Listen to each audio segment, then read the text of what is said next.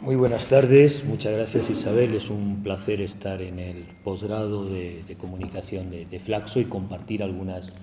consideraciones. Voy a tratar de lanzar algunos temas o ideas sobre los estudios de economía política. Como bien ha señalado la presentación Isabel, tienen la página de ULEPIC, donde pueden encontrar y actualizar los conocimientos en economía política de la comunicación. Sí quisiera reseñar que este ha sido un esfuerzo que se inicia a finales de los 90 y que cobra forma finalmente en 2002 en el Congreso Fundacional por dos razones fundamentales. Los estudios de comunicación en el ámbito iberoamericano a lo largo de los años 90, en esa onda expansiva neoliberal, habían sufrido un retroceso en una perspectiva, digamos, poco crítica, por no decir plenamente funcionalista o administrativa. Y veíamos la necesidad de un grupo de colegas de plantear una agenda, una red, un espacio de articulación académica que retomara la perspectiva de la economía política, que fue muy importante en los años 70 en América Latina, en menor medida en España. Sí, por ejemplo, en el caso de Francia tuvo peso, como en el caso de Inglaterra y Estados Unidos, con la intención de tener un espacio, una lectura latina del pensamiento crítico de la economía política de la comunicación, que básicamente, como ustedes conocen, se centra en la dimensión de acceso, de democratización, de políticas públicas y la crítica de los dispositivos de control o de hegemonía que han marcado las industrias culturales, de manera especial en el caso de América Latina, por los procesos de concentración intensiva de las industrias culturales y la falta de diversidad que por contra hizo posible, por ejemplo, la emergencia de las formas comunicacionales participativas, comunitarias, horizontales en la región. Desde 2002 ya hemos cumplido un tiempo como asociación. ULEPIC ha sido el espacio de referencia a través de sus congresos para pensar estas agendas. Yo le voy a provocar algunas ideas de lo que consideramos qué agendas podrían ser importantes hoy día en economía política de la comunicación. Partiendo primero de un diagnóstico, ha habido cambios importantes en la región, empezando por una nueva ciudadanía emergente, lo que Raúl Civechi denomina otros movimientos sociales desde abajo, no solo por la irrupción del zapatismo en el caso de México y del movimiento indígena en general en América Latina. En México recientemente, Yo Soy 132, otra serie de movilizaciones, plantean una disputa contrahegemónica al control monopólico que han tenido grandes grupos como Globo, lo que hemos vivido hoy día con Media Ninja en el caso de Brasil, o Yo Soy 132 frente a Televisa en el caso. Son los dos paradigmas que se ilustran de concentración oligopólica de la comunicación en América Latina, de acuerdo a una reflexión que podríamos discutir después respecto al modelo, digamos, polarizado y concentrado de relativo pluralismo en estos países. Ha habido también cambios políticos en el escenario. Los gobiernos progresistas han establecido una agenda de regulación importante y en ese contexto tenemos un nuevo escenario para repensar la institucionalidad, a tal grado que ha habido un cambio, si hablamos del espacio iberoamericano, mientras que en Europa había una tradición de servicio público. En las últimas décadas podríamos hablar de un sistema mixto, público-privado, con cierto papel preponderante del sistema público. Hoy hemos avanzado, en el caso de la Unión Europea, un modelo plenamente mercantil, mientras que en América Latina emergen ciertos medios públicos y una importante política activa que permite avanzar de un modelo histórico o predominantemente privativo, mercantil, a un modelo progresivamente o paulatinamente mixto. En un contexto además de revolución tecnológica, de cambio cultural de los procesos de consumo, pero también de intensiva concentración vertical, horizontal, cruzada en el proceso de internacionalización. Por ejemplo, esto ha puesto en crisis a grupos como Televisa y un escenario de creciente financiarización del sistema de medios y de dominio de las telecomunicaciones. Es decir, un escenario poco proclive a un papel del Estado, del dominio público y, por tanto, de defensa del sistema público en comunicación que habría que discutir. También en ese escenario hay nuevos horizontes, por ejemplo, temas que la economía política no había discutido y que hoy en el campo de la comunicación es importante tomar en consideración. Por ejemplo,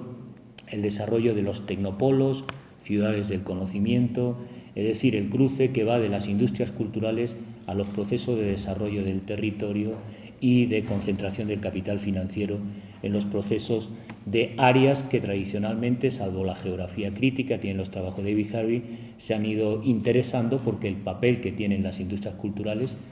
se ha hablado, por ejemplo, en el caso de Brasil, de economía creativa, de las llamadas industrias creativas, ese polo que tiene que ver con sectores tradicionalmente no analizados por la economía política y la comunicación, hablo de diseño, arte, políticas culturales, gestión cultural, empieza a tener un papel importante, tanto que algunos autores ya no hablan de políticas de comunicación, sino prefieren hablar de políticas culturales, recurriendo a todas las dimensiones o sectores inmateriales, simbólicos, que tienen importancia en el desarrollo económico territorial. Igual podríamos hablar de la línea que yo mantengo y que inicié a finales de los 90, de hacer el cruce entre las políticas de comunicación y las políticas de educación en los procesos de modernización tecnológica de las universidades, en las llamadas políticas de sociedad del conocimiento, en el que adquiere importancia creciente. Hay un grupo, como es el caso del canadiense Gaëtan Tremblay, Pierre Moglan, en el caso de Francia, que se habían interesado por la introducción de las TIC en la educación y cómo esto cambia la institucionalidad. Es un tema apenas abordado por las políticas de comunicación, que han sido históricamente, de los años 70, un enfoque, yo diría, mediocéntrico, y ha prestado poca atención a otras realidades. Esa nueva realidad que tenemos que explorar es la de la revolución tecnológica, la de la convergencia digital, las políticas de telecomunicaciones, y esto abre en el discurso o problematización de la ideología, como critica Nicolás Gahan, de la sociedad de la información, pues temas como el que venimos abordando profesores como Delia Crovi, quien les habla, en esa interfaz entre políticas de comunicación y políticas de educación, desde la economía política, en algunos casos del conocimiento. ¿Qué agenda tendríamos para debatir o analizar en este escenario desde la economía política? Bueno, primero y fundamental, en ese horizonte de la revolución digital, de la revolución tecnológica, estamos observando una transformación de la política y del espacio público, lo cual lleva también, en esa dialéctica de acceso y control, a discutir problemáticamente cómo se están introduciendo en países como Colombia, países como Chile, la llamada agenda digital. ¿Se transforma eso en una transformación del Estado o, por contra, seguimos replicando los modelos privativos? La ausencia, que es una hipótesis de los estudios culturales, por ejemplo, el profesor Martín Barbero, la ausencia de concepto de lo público o del dominio público como parte de la construcción de algunos estados-nación, en el caso de América Latina. Seguimos planteando una crítica a la concentración oligopólica en la industria cultural, pero ahora con una nueva fase. Teníamos grandes conglomerados como los de la familia Mariño, Globo en Brasil, o la familia Azcárraga en el caso de México, que hoy día están sometidos a nuevos operadores de telecomunicaciones en una crisis probablemente que llevará a un proceso de concentración y de desnacionalización de estos grupos y sus mercados cautivos, lo que lleva también a nuevos análisis interesantes en el ámbito regional. Tenemos también el problema de las políticas de integración. Ya ha habido varios estudios. Señalaría en el caso de América del Norte el proyecto Monarca, de análisis de integración económica intercontinental, el Tratado de Libre Comercio y cómo afectan a las industrias culturales, el análisis de Mercosur y los procesos de integración económica, cómo afectan a sectores estratégicos de la comunicación. Vaya por delante que normalmente no estaba en la agenda política de integración, pero eso también es una política en términos de procesos de captura y de colonización de los mercados nacionales. Hay estudios en concreto sobre el cine, sobre el audiovisual, en países con una potente producción históricamente, como en el caso de Argentina, en el que se muestra que esos procesos de convergencia e integración mercantil ha supuesto un proceso de pérdida paulatina de la capacidad de producción y distribución del audiovisual propio. En ese ámbito también tenemos que discutir la dimensión de las prácticas de consumo, a pesar de que se hace el discurso del acceso y de la distribución descentralizada de la red Internet. Los modelos de consumo, especialmente de los sectores más jóvenes en las nuevas tecnologías, en la cibercultura, reproduce mucho de los elementos de la ideología y de los valores del colonialismo histórico que ha dominado el mercado nacional en los países de América Latina. Los modelos de sociabilidad, la subjetividad, las culturas identitarias asociadas a los procesos de consumo es un tema que hay que discutir. Y aquí quisiera hacer una lectura o un matiz sobre la visión que ha prevalecido en economía política. Se ha entendido los estudios de economía política básicamente como un análisis crítico, materialista de los procesos de producción industrializados o relativamente industrializados del sector de la comunicación y la cultura, dejando de lado los estudios de consumo, y esta es una de las críticas a los estudios culturales, que no estoy de acuerdo con ello y es falsa, de que los estudios de economía política nunca estudiaron la recepción. Hagan historia genealógica de los trabajos, por ejemplo, en Matelar, cuando estaba en Chile, si hacían o no hacían estudio del consumo de la cultura de masas, empezando para leer al Pato Donald y continuando con análisis sobre las mujeres, los barrios del cinturón industrial de Santiago de Chile, para demostrar que efectivamente ha habido una problematización en el origen de los estudios de economía política sobre el consumo, porque el consumo es la demostración fehaciente de las desigualdades en el acceso al capital cultural, es decir, de la estratificación de clases en los modelos de relación con los medios, y por tanto es un elemento que siempre ha preocupado a la línea de estudio de economía política. Es verdad que el punto de énfasis en una perspectiva productiva, no distributiva, es decir, no de la economía neoclásica liberal, que entiende que el problema es de distribución de renta o de distribución de productos y no en la fase de producción, en este caso del campo cultural, sigue siendo el énfasis el campo de la producción, por tanto los procesos y la relación capital-trabajo dentro de las industrias culturales, pero en los estudios de consumo también hay una problematización. Tienen ahí algunas referencias que pueden revisar sobre ese debate que tuvimos en ULEPIC, en un texto que coordina Luis Albornoz, tengo mala memoria, creo que era Communication, Media and Power. Está publicado en Palgrave, eso sí es cierto, Palgrave Macmillan, seguro.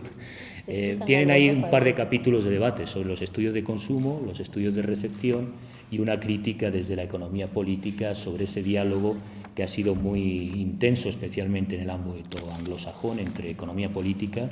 cabezado por Murdoch y compañía, y los estudios culturales de la nueva izquierda británica en el caso anglosajón.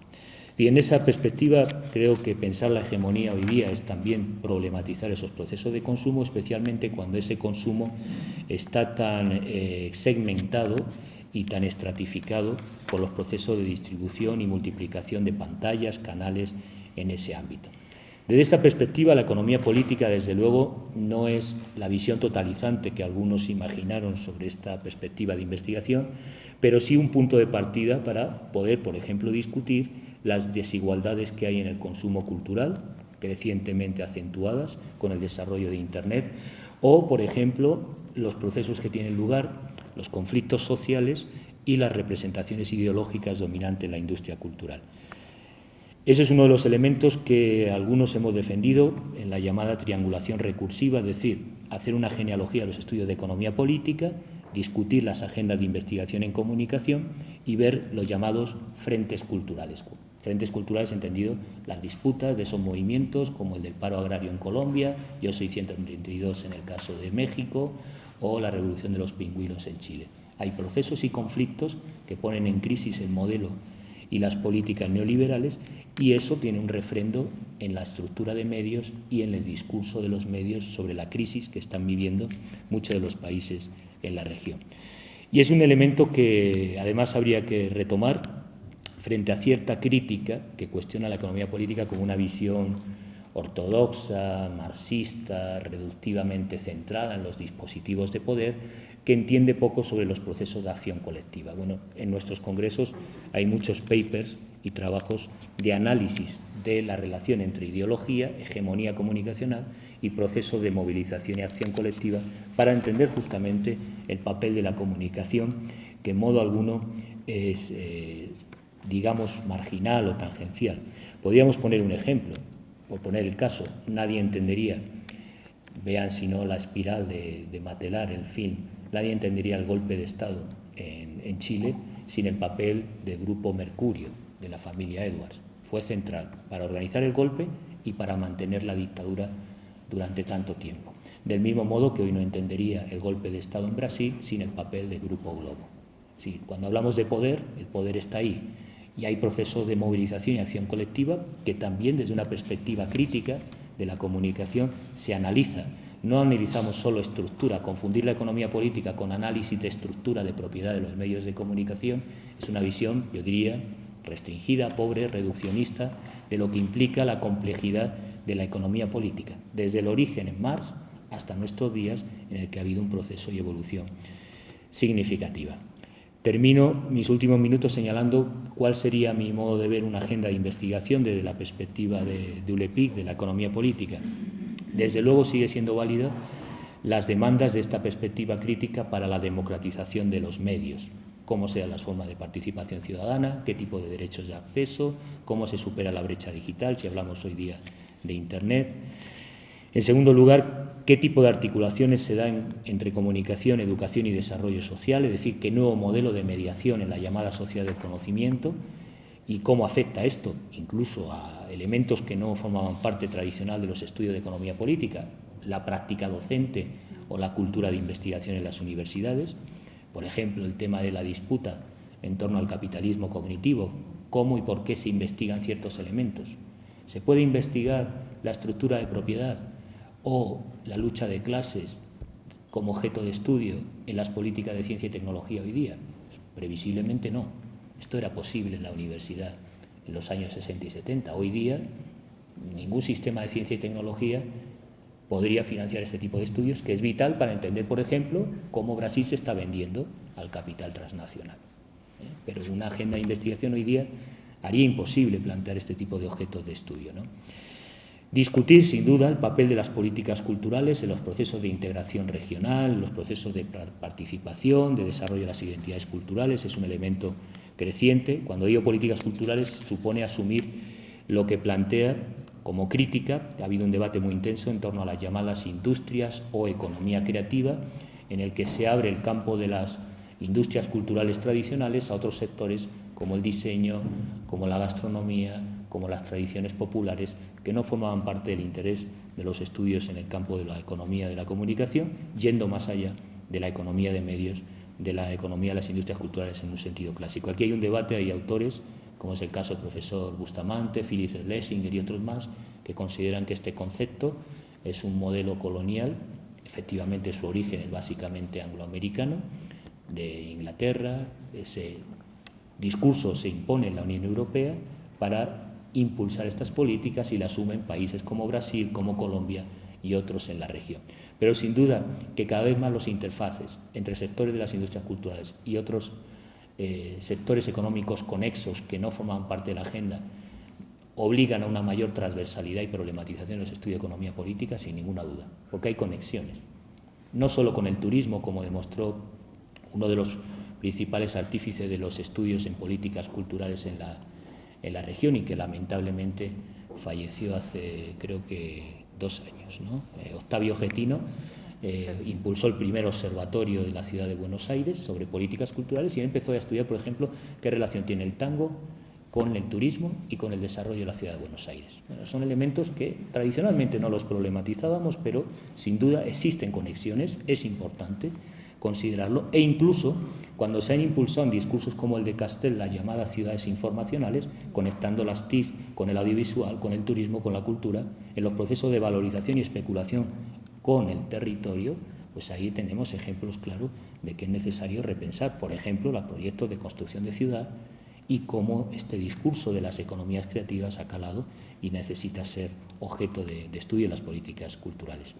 Por supuesto, el estudio de los servicios públicos, hoy amenazados por el proyecto de Sociedad Global de la Información, a pesar de que lo puede contar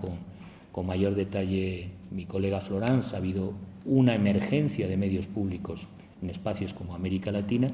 Estos medios públicos y la propia noción de servicio público está siendo objeto de cuestionamiento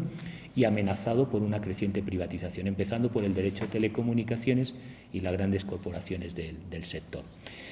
Y por último, yo señalaría como parte de la agenda, que me parece un elemento muy importante, esto que está en el debate en los países que han regulado el derecho a la comunicación, como es el caso de Ecuador, del derecho social desde la perspectiva de los medios comunitarios, es decir, la economía de los bienes comunes en materia de comunicación, que es un debate que en parte ha estado en los medios comunitarios, promover la economía del tercer sector, del tercer sector audiovisual, de la economía social de la comunicación, pero que tiene implicaciones importantes en términos de teoría normativa. ¿Qué es una economía de los bienes comunes cuando hablamos de información, comunicación y conocimiento? ¿Qué tipo de institucionalidad? ¿Cómo se debe regular una economía de los bienes comunes? ¿En qué dirección? Hay tradiciones que algunos remiten a los saberes ancestrales, desde la minga a otras formas de apropiación de las tecnologías modernas por las culturas tradicionales en América Latina, pero sin duda ese es un tema que hay que disputar, como hay que disputar el tema de la propiedad intelectual que sigue amenazando a las industrias culturales en América Latina. En concreto, los acuerdos de la Organización Mundial de Comercio que limitan y amenazan tradicionalmente la capacidad de producción, distribución, de vida, en algunos casos, de subsistencia de las industrias culturales autóctonas, y que es un debate que está marcando Mercosur, que está marcando el Tratado de Libre Comercio, o, como hemos convocado para el próximo Congreso, al que están invitados el próximo año en CIESPAL, de ULEPIC,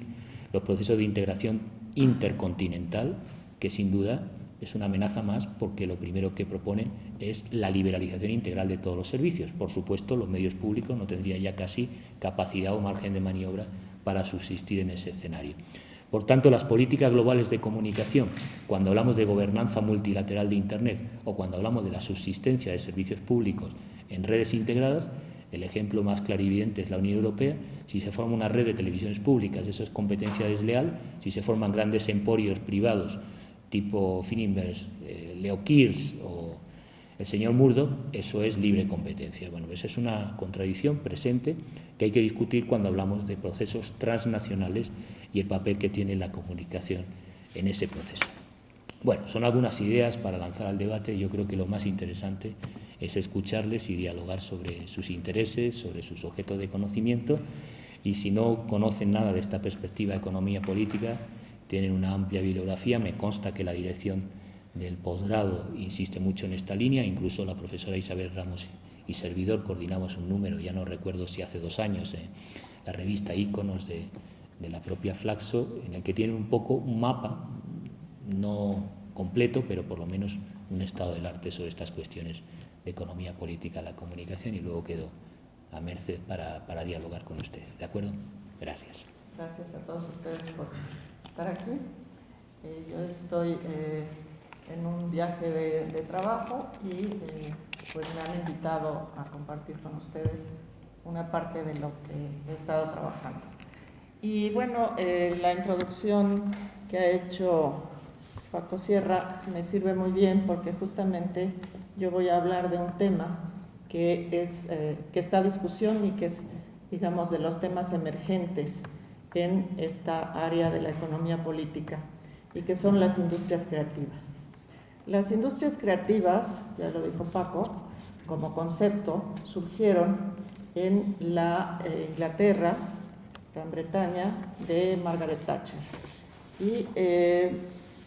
cuál era el propósito de crear este tipo de concepto? Bueno, el hecho fue que se encontraban en una crisis económica muy seria, en que el inicio precisamente del neoliberalismo hizo que las industrias se descentraran de los países y que se fueran a buscar a aquella mano de obra mucho más barata, y que por lo tanto en el propio país las industrias desaparecieran, cerraran, y los trabajadores quedaran desempleados. Y así muchas ciudades, entre ellas una emblemática que es Glasgow, se quedó prácticamente como una ciudad fantasma, porque cerraron, había astilleros, había un comercio importante, es un puerto, y también había fábricas. Bueno, esto se fue a países de Asia, y entonces los trabajadores se quedaron desempleados, y pues muchos de ellos emigraron a buscar trabajo a otros lugares de Gran Bretaña. Así que, ¿cuál fue, digamos, el invento, digo yo, de este grupo de neoliberales? Pues justamente el inventar este término de industrias creativas y vincularlas al territorio, al turismo, al entretenimiento. Al hacer esto, se recuperaron las ciudades y se puso, en donde antes había astilleros, pues se puso un mall, un centro comercial con restaurantes, con muchas tiendas, y se modificó el aspecto de la ciudad para hacerla una ciudad atractiva para el turismo. Antes de esto, pues nadie iba a turistear a Glasgow, y intentaron que este fuera el nuevo destino de esta ciudad. Pero este fue un experimento que se generalizó, y entonces los gobiernos neoliberales sobre todo, pero también algunos otros que se decían socialistas como el francés, adoptaron el modelo, y entonces también hay una parte en Francia ahora que se llama así, ciudades creativas. Este concepto de ciudades creativas lo ha desarrollado un norteamericano que se llama Florida, y que señala lo siguiente: hoy es muy importante en dónde se vive. El lugar de residencia es lo más importante para los profesionistas. ¿Por qué? Porque si no se está en un lugar, en un clúster, le llaman ellos, en donde haya muchas industrias creativas, que son industrias que no producen mercancías como antes, sino mercancías culturales y mercancías simbólicas. Entonces, si no se está en este clúster, se pierde la posibilidad de tener éxito en lo que se emprende. Y por otro lado, estas ciudades lo que han tratado de poner en la discusión es la necesidad de lo que se llaman los emprendedores. Esto es toda la ideología muy acorde con el neoliberalismo. Afecta tanto al trabajo, porque se ha flexibilizado el trabajo, porque ya no hay contratos colectivos, porque se ha acabado con los sindicatos, y porque cada trabajador se siente creativo y se siente emprendedor, y siente que con una computadora o dos y una conexión a internet puede ser un empresario o un industrial de la cultura. Entonces, este término ha sido, por lo mismo, criticado por los colegas de la economía política de la comunicación, porque además lo han hecho suyas, incluso instituciones como la UNESCO, por supuesto que la OCDE, es decir, lo que antes estaba o era de la competencia de UNESCO porque era cultural, hoy ha pasado a ser competencia de la OCDE. ¿Cuál es el sentido que tiene esto? Bueno, el sentido es que cada vez más elementos de la cultura tradicional que no formaban parte de las industrias de la cultura están agregándose a esto que es la industrialización de la cultura, de la experiencia, de los sentimientos, de la tradición culinaria, del vestuario, es decir, todo aquello que formaba parte de la cultura cotidiana de los pueblos, ahora se está también mercantilizando. Y no solamente las tradiciones, también se está mercantilizando el propio espacio público, es por decir mercantilizando, se está privatizando el espacio público. Entonces, en México, el ejemplo más reciente es, han inventado algo que se llama los pueblos mágicos. Tenemos en el país pues muchos pueblos que tienen una tradición indígena y que tienen vestigios desde arqueológicos hasta del periodo de la conquista española. Y bueno, los trajes mismos, el vestuario de los indígenas, pues todo esto se ha recuperado para lanzarlo hacia la industria del turismo. Y entonces, en algunas partes y algunas ciudades grandes también, como la Ciudad de México, tiene también o tenía lo que se llamaban barrios que vienen desde la colonia y desde antes, que son precolombinos. Y todo esto ha sido utilizado para relanzar, digamos, el turismo, y las casas antiguas se convierten en hoteles o parte del patrimonio pasa a formar parte de restaurantes y de tiendas. Y lo que también está sucediendo es que los habitantes de esos lugares pues acaban por vender sus predios y emigrar de ese sitio, porque se ha dado también una gran especulación en términos del territorio. Todo esto trae como consecuencia justamente que estos grupos, es decir, hay grupos de alto poder económico, pero también hay grupos que forman parte de ese territorio porque son los habitantes originarios del lugar y que de generación en generación pueden haber transmitido ese predio. Y sin embargo, pues están siendo arrojados de su lugar por esta especulación inmobiliaria, turística, y bueno, esto en la ciudad, pero en los pueblos sucede exactamente lo mismo. Las mejores vistas, los mejores terrenos para edificar hoteles, la mejor parte de estos pueblos pues son privatizados, y entonces los propios habitantes no pueden acceder porque pues son absolutamente son muy caros y la gente del lugar no puede acceder.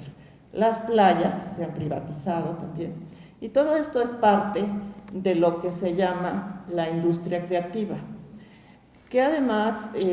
muchos países, creo que casi todos los que pertenecen a la OCDE, han hecho dentro de sus cuentas nacionales, han puesto un rubro que se refiere a la comunicación y a la industria creativa. Y entonces se ha impulsado también el hecho de que la cultura también es rentable o debe ser rentable. La cultura ya no es un disfrute, la cultura ya no es un patrimonio, sino es una mercancía y debe ser rentable. Entre más rentable sea, es mejor. Y entonces, pues algunos autores empiezan a hablar de la rentabilidad de la cultura, y bueno, algunos dicen que, por ejemplo, alcanza hasta el 4% del Producto Interno Bruto,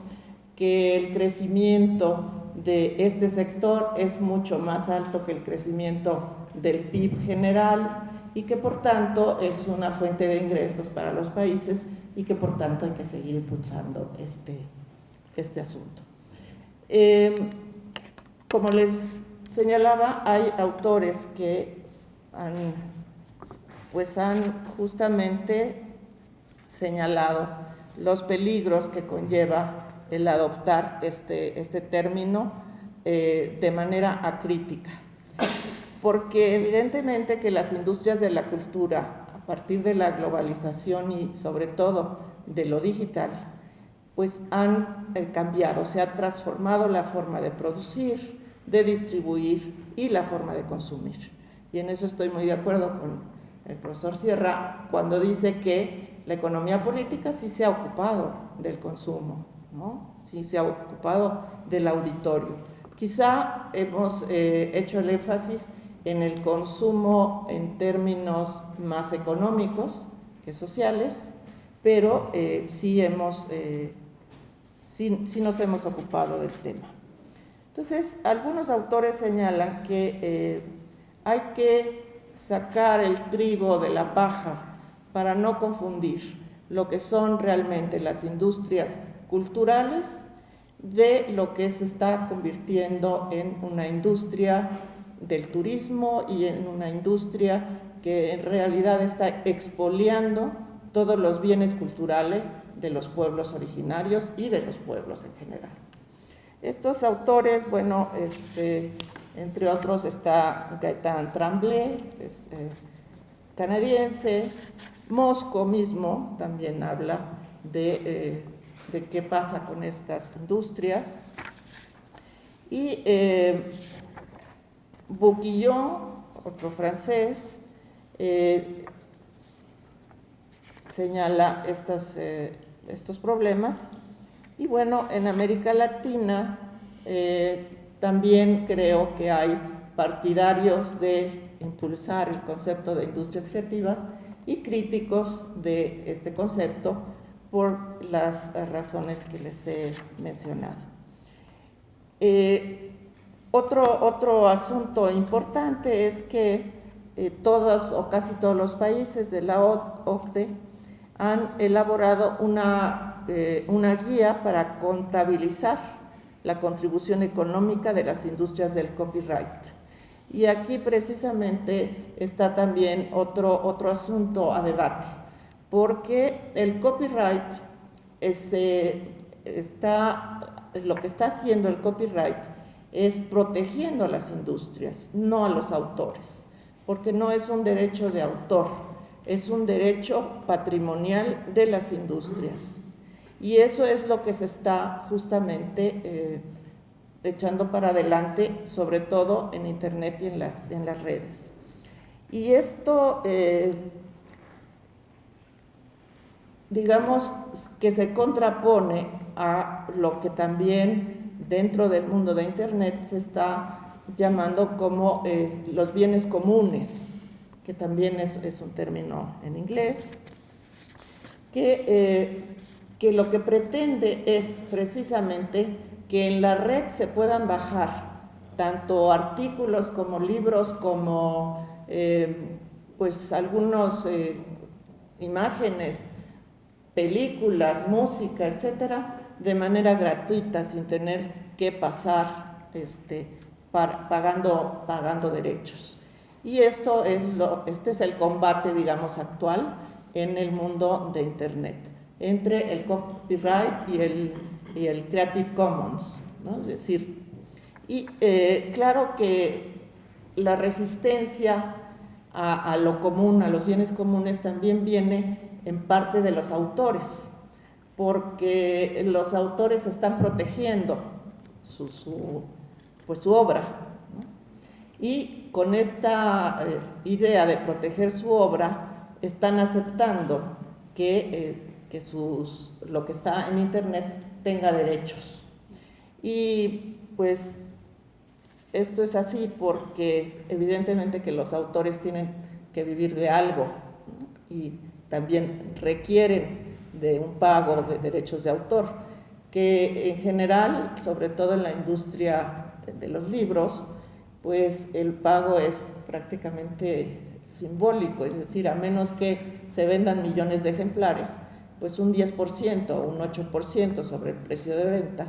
Cuando se venden 1,000 o 2,000 en 3 años, pues es prácticamente nada. Entonces, hay esta discusión que me parece importante también que forme parte de la agenda de los medios y que forme parte de la agenda en el plano de la legislación. Porque, por un lado, están quienes opinan que en las redes y en Internet no debe haber legislación, no debe haber ninguna limitación a la libertad que todos tenemos para subir exactamente lo que queramos, no importa lo que sea, ¿no? Si es una banalidad, si es un insulto o si es una campaña elaborada por los bots, ¿no? Por ejemplo. Y hay quien dice que no, que sí debe ser regulado Internet, pero no desde la empresa, porque la empresa quiere que se regule precisamente el copyright, eso es lo que le interesa, y ha hecho demandas importantes para que no se bajen de la red pues parte de sus producciones. Entonces, este es un debate que no ha terminado, que es interesante asumir y que formaría parte, digamos, de la agenda de la economía política, de la comunicación, la información y la cultura.